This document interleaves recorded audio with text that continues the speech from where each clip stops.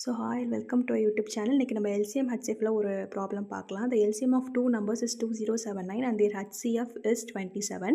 If the first number is 189 then find the second number. So இங்கே LCM வந்து 2079, HCF வந்து 27. ஒரு number அதை எக்ஸ்ன்னு எடுத்துக்கலாம் 189, இன்னொரு நம்பர் y தான் கண்டுபிடிக்கணும். இதில் இம்பார்ட்டண்டான ஃபார்முலா இதுதான்.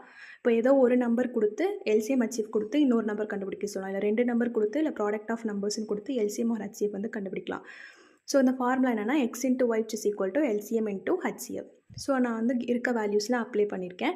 அதான் வந்து எக்ஸோட வேல்யூ 189, LCM 2079, HCF 27. அப்போ 189 into y which is equal to 2079 into 27.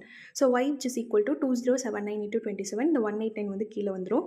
அப்போ நம்ம கேன்சல் பண்ணும்பொழுது ஃபஸ்ட் வந்து நான் 9th டேபிளில் கேன்சல் பண்ணால் கீழே 21, மேலே 27 கேன்சல் பண்ணால் 3, திருப்பி 3 டேபிளில் 1 டைம் கீழே வந்து 7, திருப்பி 7th டேபிளில் கேன்சல் பண்ணோன்னா 297 வரும். ஸோ அப்போ y which is equal to 297. Like, share and subscribe to our channel.